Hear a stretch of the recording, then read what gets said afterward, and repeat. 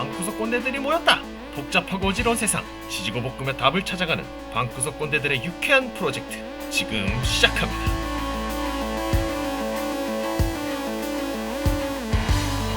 안녕하십니까, 복지방입니다.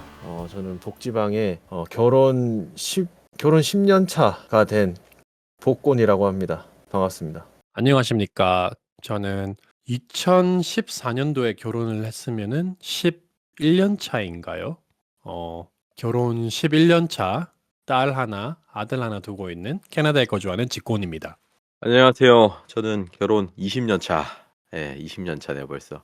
20년 차 MZ 세대 딸을 키우고 있는 MZ 세대 아빠 방권입니다. 네, 반갑습니다. 오늘은 저희 이 결혼이라고 하는 주제에 대해서 좀 얘기해 보려고 하는데요. 우리가 서로 뭐 다 한국 사람이긴 하지만 저기 해외 캐나다에서 캐나다 분과 살고 있는 결혼하신 우리 직고님도 계시고, 또 저희에 비해서 엄청 빨리 결혼한 우리 방꽃님도 계시고, 그리고 저는 뭐 평범하게 결혼 생활하고 있는 뭐 저도 있으니까 결혼식에 대한 내용이나 결혼 문화나 또는 이제 결혼 후에 여러분들 어떻게 결혼 생활을 하고 계신지, 또 요즘에 결혼 문화에 대해서도 좀 알아보는 그런 시간을 가졌으면 좋겠습니다. 저희 약간 특이한 것 같네요. 특이하다고 얘기를 한 이유가 결혼 연차에 비례해서 자녀 수가 있지는 않은 것 같아요. 이 방꽃님은 본인의 인생의 절반 이상을 결혼 연차가 됐고, 그렇죠. 그쵸? 복꽃님은 저보다 결혼 연차가 짧음에도 불구하고 자녀가 셋이시고, 저는 결혼한 기간이 복꽃님보다 길어도 둘밖에 안 되고, 근데 잠깐만, 제가 결혼을 언제 하셨다고요? 2014년도에 했다고요? 저는 캐나다에서 2014년에 했고, 아, 한국에서 두 번째 식을 올린 거는 2017년이었습니다. 결혼을 두 번 해보니까 어떠신가요? 다시는 하고 싶지 않네요. 와이프랑 한국 결혼식을 올리면서 결혼식장에서 모든 사람이 지켜보는 가운데 귓속말을 한 게 있었어요. 이 결혼식은 남을 위해서 하는 거구나. 너무 힘들다. 다시는 결혼식 하지 말자. 결혼식을 다시 안 하기 위해서라도 행복하게 살자. 이 얘기를 한 게 기억이 나네요. 세 번째는 더 잘할 수 있지 않을까요? 닥쳐. 네. 우리 방꽃님도 약간 이제 결혼을 좀 늦게 하셨잖아요. 그러니까 그러니까 무슨 말이지? 결혼을 식을 했지만, 늦게 했죠. 그렇죠. 네. 결혼식은 늦게 했잖아요. 네. 결혼식을 늦게 했죠. 그 결혼식을 할 때 결혼 생활을 하다가 결혼식을 하셨는데, 네. 뭐 좀 다른 게 있나요? 어떻게 생각할 때 다른 그 일반적인 그런 결혼 생활과는 조금 다른 그런 부분이 있을까요? 뭐 결혼식이야 똑같이 그냥 짜여진 대로 하니까 뭐 큰 차이는 없는 것 같은데, 단 하나 큰 차이가 있다면 저희 결혼식은 큰딸이 같이 있었죠. 하객으로 있었죠, 큰딸이. 그러니까 제가 궁금한 거는 이제 결혼을 요즘에 또 결혼식 하고 나서 뭐 혼인 신고 늦게 하는 경우도 있고, 그런데 이제 결혼 생활을 좀 한 상태에서 결혼식을 했잖아요. 그러니까 결혼식을 할 때 결혼 생활을 안 하고 결혼을 하면 마냥 이제 좀 행복할 것 같고, 이제 막 장밋빛 인생이 펼쳐질 것 같고 행복할 것 같고, 이제 사랑이 영원할 것 같은데, 실제로 살아보고 결혼식을 하는 사람은 어떤가? 이제 모르고 맞는 매는 덜 아픈 법이잖아요. 저는 항상 결혼 생활은 행복하다고 믿고 있습니다. 아, 그래서 그때도 뭐 전혀 뭐 변함없이 행복한 결혼을 했죠. 그러시군요. 거짓부렁이 방꽃님 말을 믿지 마시고 방꽃님의 경우는 좀 특수하죠. 왜냐하면은 결혼식은 좀 늦게 진행이 됐지만 같이 살았다고 하기에는 이제 방꽃님은 학업도 이제 서울에서 진행을 하고 있었고, 좀 그런 거 아마 복꽃님이 말씀하신 부분은 아마 복꽃님이 생각했던 결혼관이 아니었을까 이렇게 생각이 드네요. 아니 뭐 멀리 떨어져 있더라도 구속되어 있는 건 마찬가지니까. 네, 얼마나 뭐 놀고 싶고 그랬겠어요, 젊은 나이에. 그래서 결혼 생활이 너무 행복해서 놀고 싶은 마음이 안 들었죠, 그때는. 영혼이 없는 대답이네요. 약간 방 AI 같은데요 지금. 네, 뒤에 저기 재수 씨가 있나요 혹시? 예, 옆에 자고 있습니다. 진짜요? 미소를 짓는 하고 걸 있는 게 보니 지금 아니고 눈을 감고 다 듣고 있는 것 같은데요. 그런 느낌이네요. 예. 그래서 행복합니다. 그러시군요.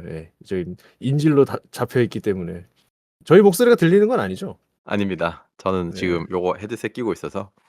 거짓말을 하고 확신은 못할 것 같습니다. 거짓말을 하고 있다면 박수를 한번 쳐 주십시오. 이제 모든 게 이해가 갑니다. 우리가 녹음할 때 네. 방꽃님이 약간 우리 과거 얘기하면은 약간 입을 꾹 다무는 경향이 이제 이해가 되네요. 항상 옆에서 옵저버가 옆에서 누워 있구나. 그렇지 듣고 않습니다. 있거나 아니면 청취를 하고 있다는 반증인 것 같아요. 그렇지 않습니다. 저는 항상 일관된 이런 삶을 살고 있기 때문에. 옆에서 뭐가 움직이네. 네. 그러면 이제 뭐 좀 주제에 대해서 좀 얘기를 좀 해봐야 될 것 같은데, 방꽃님께서 어쨌든 그래도 이 한국에서 저보다는 결혼식을 좀 많이 다녀보셨을 것 같아요. 방꽃님 결혼할 때와 요즘의 결혼식이 좀 어떤지, 다 어떻게 달라지고 있는지 좀 얘기 좀 해주실 수 있을까요? 저 결혼할 때는 사실 저는 결혼식을 뭐 조금 늦게 하긴 했지만 그래도 26살에 했거든요. 26살에 했는데 사실 그때는 결혼식을 많이 가보지도 않고 결혼했던 때이기도 한데 예배식으로 했거든요. 결혼이 오래 걸렸어요. 1시간 반 걸렸거든요.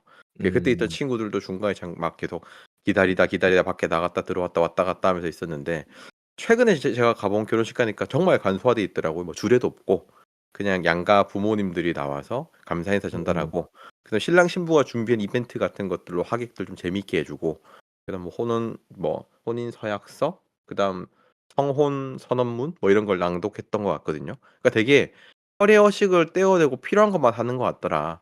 약간 이런 느낌이 있는 음. 것 같아요. 우리 네. 직고님께서는 어쨌든 유일하게 저희 중에 결혼식을 이제 2번 하신 분인데, 캐나다 결혼식과 또 한국 결혼식에 좀 차이가 있을까요? 일단 한국의 결혼식에 대해서 얘기를 하고 싶은 부분은 저는 한국에서 결혼식을 딱 3번 가봤어요.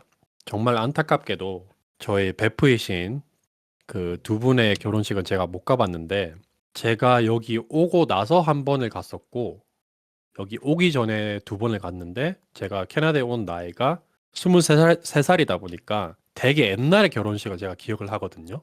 그래서 제가 지금 받는 한국의 결혼식이라는 느낌은 약간 한국에는 웨딩홀이라는 빌딩 자체가 존재를 하거나 아니면 보통 호텔에서 하다 보니까 그 장소 구성 자체가 웨딩을 빨리 회전을 시켜서 돈을 버는 구조잖아요. 그래서 어쩔 수 없이 한국의 결혼 문화가 생긴 것 같아요. 저희 한국인 입장에서는 그냥 그 축의금이랑 부페값 이런 거 따지고 빨리빨리 그 식을 처리하는 게 당연한 것 같은데 여기 와서 보니까 결혼식은 진짜 말 그대로 한국에서는 왜 이런 거잖아요. 신부를 꼬실 때는 일생에 한 번밖에 없는 결혼식이잖아요. 이러면서 돈을 많이 쓰게 하지만 실제 결혼식은 길어야 1시간 반 아니면 정말 길면 2시간 이런 거라고 치면 외국에서는 똑같은 말로 감언인설을 하되 하루 종일 합니다. 예를 들어서 결혼식 신부 입장이 12시나 2시로 예정이 돼 있다면은 그전 사전에 사람들이 입장은 뭐 9시나 10시부터 가능하고 그 전에 뭐 칵테일 서비스, 에피타이저 서비스, 버틀러 서비스 다 들어가고 이제 신부가 나오는 그 시점부터는 신부한테 집중을 해야 되죠. 그 신부 입장이 12시라고 치면은 12시부터 아마 한 최소 2시간에서 3시간은 모든 프로그램이 짜였어요. 뭐 레크레이션 그 수련회 같은 개념처럼 신부 입장 그 시점부터 양가 부모님 스피치 그리고 베스트맨 아니면은 신부들 들러리들 스피치 그리고 신부하고 아빠하고 춤도 추고 신랑하고 엄마하고 춤도 추고 그리고 들러리들이 따로 준비한 뭐 그 공연이라든가 이런 거 다 들어가고 거기다가 또 DJ도 불러서 이런 거 하고 그게 다 끝나고 나서 그 시점부터 자정까지는 술과 음식이 다 제공이 되면서 완전 그냥 파티처럼 흘러가죠. 그러니까 약간 웨딩 파티 느낌이고 웨딩 세레모니 느낌이 아니네요. 그러니까. 그쵸. 그래서 방꽃님은 아시겠지만 복꽃님은 아쉽게도 저희 참석을 못했었는데 와이프가 외국인이다 보니까 여기서 저희가 2014년도에 결혼했을 때는 저도 가진 게 없고 와이프는 심지어 19살이었고 되게 간소하게 했었어요. 그래서 결혼식 다음 결혼식은 한국에서 하자 이게 우리가 약간 합의한 거였기 때문에 한국에서 했을 때 와이프가 원하는 결혼식을 하려고 하다 보니까 어쩔 수 없이 한국 사람들이 하는 그 부산에 있는 웨딩홀에서 간소하게 그냥 웨딩을 하고 해운대에 있는 바를 통째로 빌려서 자정 넘게까지 파티로 이제 따로 준비를 했죠. 이제 그런 차이가 있는 것 같습니다. 옛날에 그러니까 우리도 과거 옛날에는 본식이 있고 피로연이 있었던 것 같아요. 좀 이제 예전에 그러니까 어머니 부모님들 세대 보면 본식을 짧게 하고 피로연이라고 해서 호텔 빌려서 뭐 신랑 친구들 신부 친구들끼리 하는 게 있었던 것 같은데 요새는 그런 게 많이 이제 축소가 된 것 같고 뭐 대신 신랑 친구들끼리 다로 뭐 결혼식 왔으니까 야 돈 줄 테니까 밥 먹고 뭐 술 한잔 해라 이런 식으로 해서 각자 찢어져서 하는 건 있어도 웨딩 파티 느낌은 거의 줄어든 것 같고요. 근데 최근에 제가 갔던 결혼식은 롯데 호텔에서 했던 게 있는데 부산 롯데 호텔에서 했거든요. 거기가 나름 동남권에서 거의 최대 규모로 하는 곳인데 뭐 꽃값만 1,500만씩 들어가요. 아무튼 그런 데가 있는데 본식을 하고 그다음에 이제 식사를 하기 시작할 때부터 이제 뭐 뷔페가 아니고 거기는 식당 안에서 원탁 테이블에서 서빙이 되어 오는 그런 코스 메뉴를 먹는 건데 한 15만 20만 하더라고요. 근데 그게 서빙되면서 2차 피로연 같은 걸 하고 뭐 이제 사회자가 나와서 뭐 경품 추첨, 퀴즈 이벤트 이런 것도 하고 뭐 여기는 신랑 신부가 춤을 추고 뭐 부모님과 춤추고 이런 건 없지만 그런 식의 뭐 하려고 하는 분들도 있긴 있는 것 같아요. 흔하진 않지만. 그리고 복고님이 아까 물어보신 질문에 조금 답을 더 붙이자면은 한국도 방꼬님이 말씀하신 대로 예전에는 결혼식 절차가 간소하지 않았어요. 지금처럼. 그 웨딩홀이라는 개념이 생기기 전에는 생각해 보세요. 저희 어릴 때 부모님들 결혼하면은 그 TV에서 접할 수 있었던 게 함이란 거, 오징어 가면 쓰고 돌아다니면서 그런 문화도 다 있었고 한국 버전의 약간 배첼러 파티, 그러니까 총각 파티 이런 것도 다 있었고 그게 결혼식 일 내에 이루어졌던 것 같거든요. 근데 웨딩홀이라는 경제적인 수익을 내는 개념이 생기면서 싹 다 정리가 된 그런 느낌도 있고 그 다음에 가장 큰 차이점은 한국에서는 저희 축의금이라고 하죠. 경조사에 돈 내는 돈, 봉투에.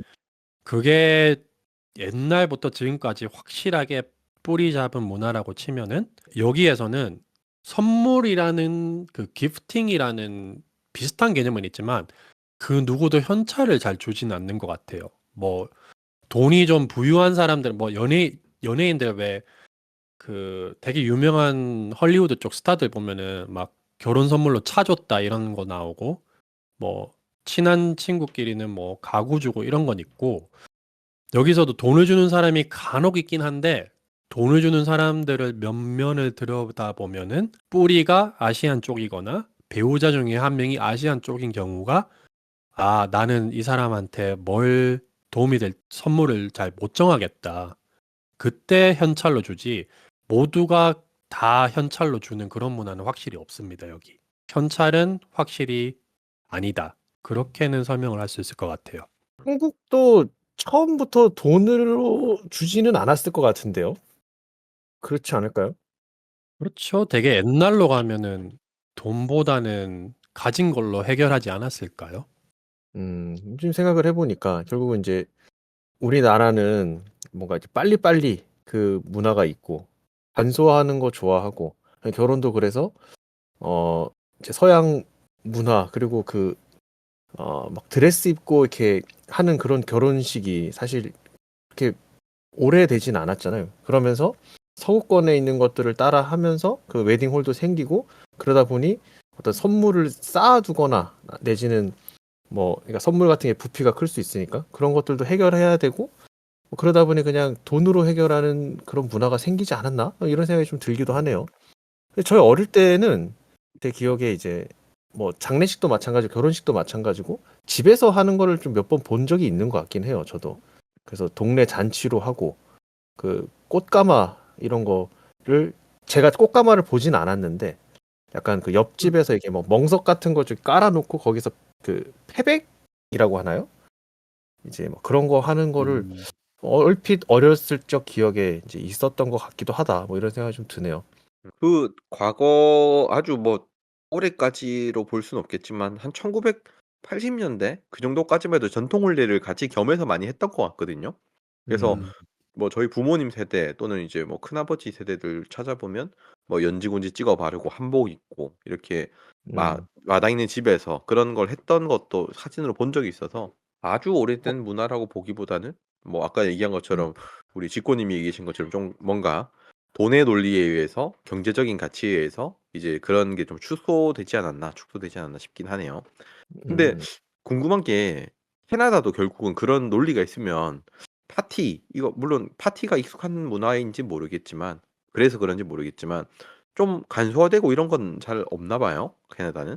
간소화된 게 현재 와서 있다는 개념보다는 여기는 트렌드를 안 따라가는 게 일반화잖아요. 그 예를 들어서 한국에서는 뭐가 유행을 하면은 쫙 퍼지고 다 그렇게 한다는 그런 현상이 있다고 치면은 어떤 맥락에서 설명을 해야 될지 모르겠는데 여기는 트렌드라는 게 거의 잘 없어요. 그 연애 쪽에 관심이 많은 사람을 제외하고는 유행이란 게 없는 것 같아요. 이 스타일 사람은 평생 이 스타일대로 살고 약간 그런 관점에서 봤을 때 부류가 딱 나눠져 있어요. 그냥 교회 와서 식만 올리고 아니면 시청 가서 그 등록만 하고 아니면은 레스토랑에서 결혼식 올리고 끝내고 그냥 서약만 하고 시청에서 신고하고 이런 부류도 있고 저희가 첫 번째 결혼식을 약간 그런 방식으로 했었고 이제 또 특히 인도계 그러니까 뿌리가 인도인 캐네디언들은 결혼식에 사활을 겁니다. 한국보다 좀 더 심해요. 음. 그렇게 스크루지처럼 돈을 아끼고 평생 모아서 살면서도 결혼식은 일주일 넘게 막 불쇼 같은 걸 동원해서 어. 해서 하거든요. 그런 사람들은 큰 호텔을 빌려서 호텔에서 라이센스를 사서 호텔 내에서 불을 피우기도 하고 이러면서 제가 예전에 호텔에서 회계사로 일을 했을 때는 가장 큰 인도계 결혼식은 2억을 한 적이 있고 가장 작은 금액이 보통 한 7, 8천만 원 요렇게 갑니다. 와. 그렇다고 그 음. 사람들이 대개 갑부들이 아니에요. 그냥 결혼식에 돈을 다 태우는 그런 느낌이에요. 살짝. 음. 그런 문화도 있고 그리고 인도계 쪽뿐만이 아니라 결혼식에 조금 되게 비중을 두는 사람은 한국이랑 좀 다른 부분은 예를 들어서 나는 결혼식이 너무 중요해. 예를 들어서 좀 유명한 멕시코 쪽이나 미국 유명한 해양지 해변에서 하고 싶어. 이런 사람들은 한국은 왜 그 계산을 하잖아요.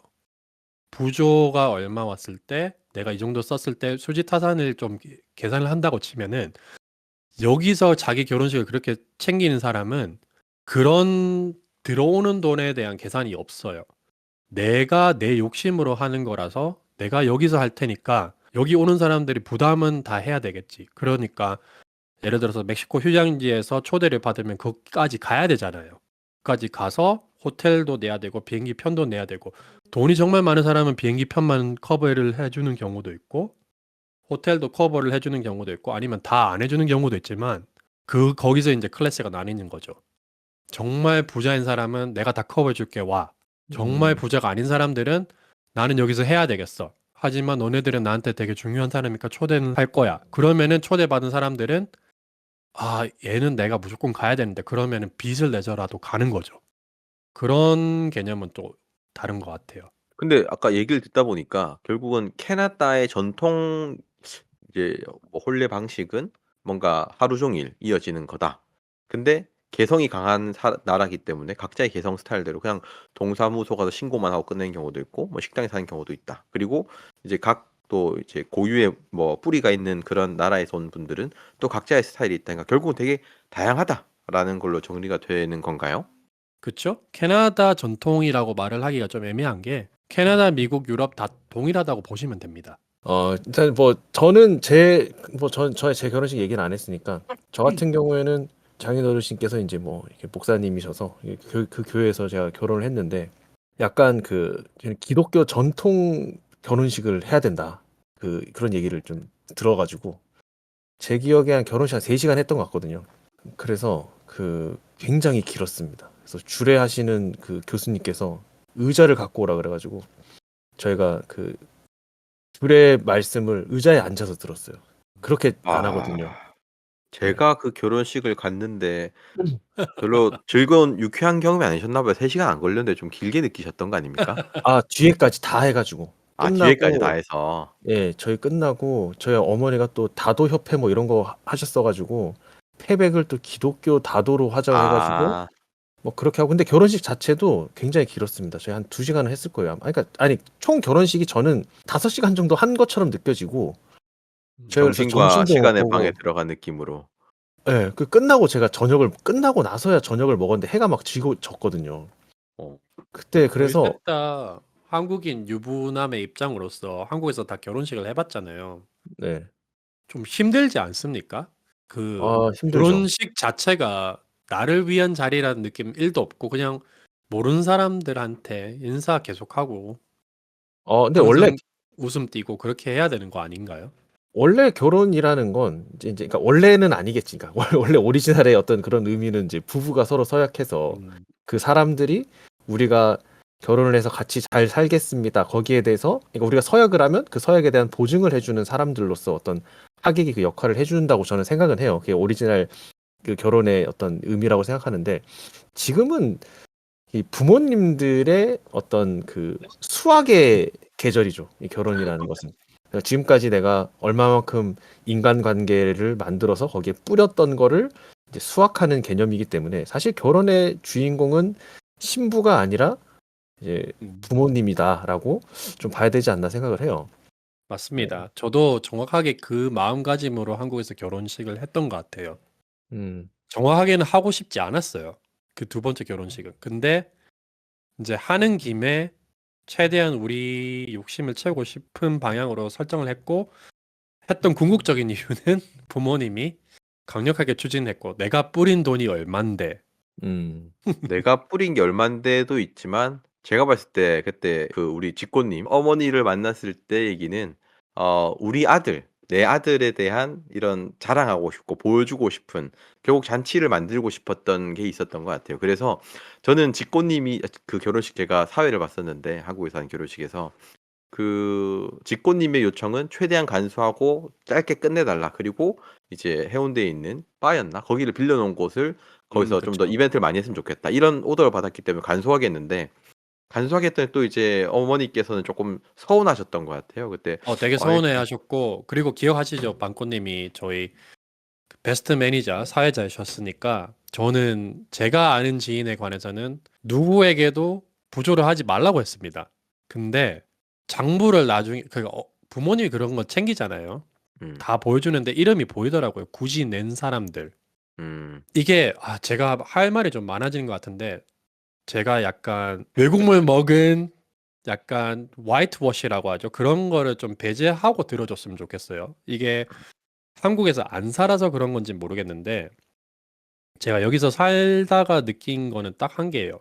한국에 대한 결혼 문화의 비판은 아니에요. 왜냐하면은 그냥 경제적인 구조상 그럴 수밖에 없어요. 빨리 회전 돌고 이래야지 다 상생하는 방식이기 때문에 그건 괜찮다고 보는데 굉장히 마음에 안 드는 한 부분 중에 하나가 왜 초대를 받았다는 이유만으로 돈을 내야 된다는 이 강제 문화가 생겼을까?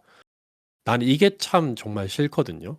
그 방꼬님은 아시겠지만 제가 초대를 했을 때 저의 걱정은 딱 한 개였어요. 한국에서 했을 때 한국 친구들한테 와달라고 했을 때 제일 염려스러웠던 게 얼굴을 못 본 지 꽤 된 친구들인데 나는 친하다고 생각을 했지만 이걸 보냄으로써 부담을 느끼고 짜증이 안 났으면 좋겠어서 청첩장 하나하나마다 부조 필요 없다. 제발 그냥 몸만 와달라. 이렇게 썼거든요. 근데 사실 이것도 굳이 안 썼으면 좋겠어요. 그냥 초대받으면은 이 친구가 나를 정말 좋아하네. 이 마음가짐으로 갔으면 좋겠는데 외국에서는 선물이란 개념이 선물이잖아요. 그냥 강제성이 없잖아요. 안 주고 오는 사람도 있고 주는 사람도 있지만 선물이라는 개념이다 보니까 초대받으면은 이 친구가 나를 결혼식에서 보고 싶어 하는구나. 이걸로 끝나야지. 초대 자체가 서로에게 짐이 되는 게 나는 그게 되게 불만인 것 같아요. 네, 실제로 이제 그게 한국 조금 뭐 제가 좀 얘기를 더 못해보면 그게 문화가 돼버려서 그런 것 같아요. 우리도 보면 직장에서 이제 결혼을 하는 분들이 생기면 청첩장을 가지고 와서 이렇게 부서를 돌면서 돌리거든요. 근데 그게 되게 부담이에요. 왜냐면 들어가서 이 사람은 주고 이 사람은 안 주고 이것도 되게 애매하고 또 그렇다고 모두에게 주자니 이게 마치 내가 청구서 보낸 느낌처럼 보일까 봐 얘가 음, 나한테 청구서 줘 이런 느낌도 받을 수 있고 해서 최근에 직장에서 결혼하시는 좀 젊은 여성분들이 그런 거에 대해서 되게 이걸 청첩장 어떡하지? 돌려야 되나 말아야 되나 이런 고민을 많이 음. 하더라고요.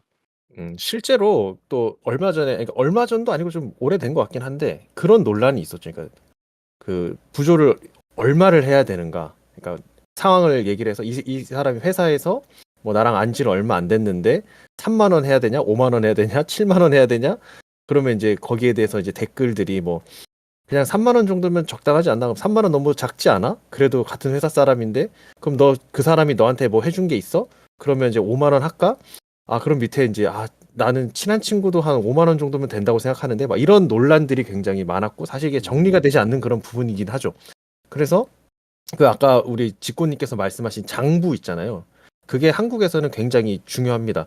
그래서 이 사람이 나에게 3만 원을 줬구나. 그러면 나도 3만 원만 주는 거예요. 그러니까 그렇죠. 그 애매한 사이일 때는. 근데 뭐 진짜 친한 친구는 뭐 사정이 이 친구가 뭐 어려운데 나한테 10만 원 했어. 그러면은 이 사람이 그 10만 원을 낼 수 없는 상황인데 나한테 10만 원 했다 그러면 나는 뭐 50만 원, 뭐 100만 원도 할 수 있는 거죠. 내가 여유가 있으면. 이제 그런 것들은 상관이 없는데 애매한 거는 그래서 이제 이걸 어떻게 해야 되는가. 실제로 이게 굉장히 부담이 되는 부분인 거고. 그래서 또 지위와 어떤 체면이 있는 사람들은 친하지 않은데 억지로 돈을 좀 더 많이 어쩔 수 없이 해야 되는 상황이 있고 그러면 이제 사람들 많이 데려가서 밥값으로 이제 네, 떼어야 되고 이런 일들이 좀 있는 거죠. 개인적인 그나마 생각으로는 모든 이 폐 원흉은 웨딩홀 문화가 아닌가 싶은 게 웨딩홀이 기본 숫자가 필요하잖아요. 근데 그 음, 기본 숫자가 꽤 높잖아요. 제일 작은 게 뭐 150명이고 뭐 이렇잖아요. 호텔도 그렇고. 음, 근데 사람이 자기가 살면서 예를 들어서 정말 뭐 인간관계가 극이 이런 사람이 아닌 이상 얼마나 많은 사람이 150명 이상을 초대를 할까요? 뭐 가족 지인 다 끌어와야 되는데 음, 반면 복고님이나 밤고님이 말씀하신 대로 솔직히 얼마나 많은 사람이 회사의 지인을 초대를 해야 될까요?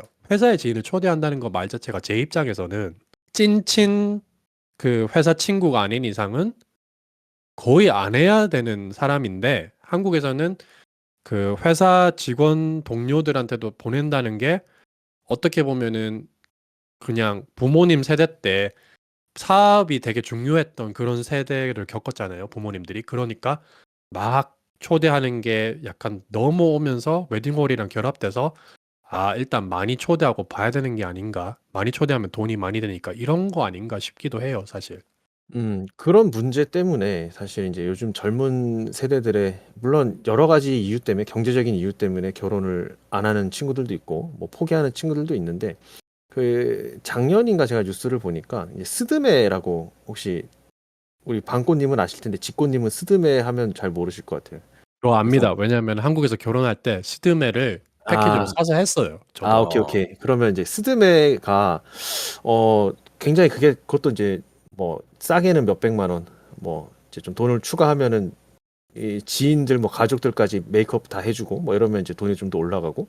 근데 이게 어떤 하나의 그 스드메를 하는 업체의 갑질 어떤 그런 문화로 뭐 점심을 어떻게 챙겨 와야 되고 뭐 도시락을 신부 쪽에서 예쁘게 메이크업을 부탁한다라는 의미로 뭐 고가의 도시락을 싸와야 되고 뭐 이런 그 문제들이 또 있다고 얘기를 했거든요. 그래서 결혼을 안 한다. 뭐 이런 쓸데없는 것들 때문에 결국은 우리 직고님 얘기하신 것처럼 이 경제적인 그러니까 돈벌이 수단으로 결혼이 좀 이용이 되다 보니까 쓸데없는 허례허식과 거기에 대한 추가 비용들이 많이 부담이 되는 것 같아요.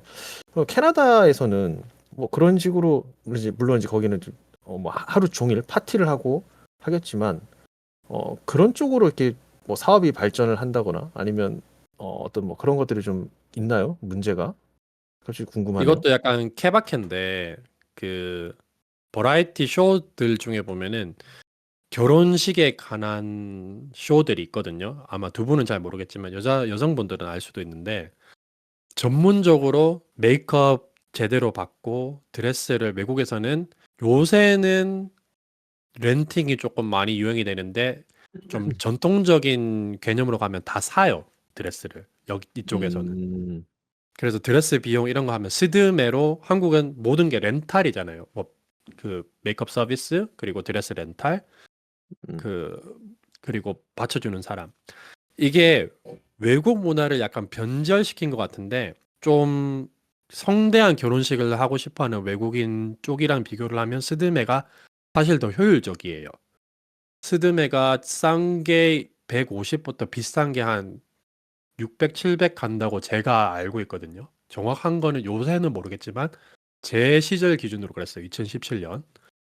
근데 외국에서는 드레스 좀 괜찮은 거 사는 순간 드레스만 200에서 1000만 원이 심지어 더 비싼 건 뭐 2, 3천도 하니까.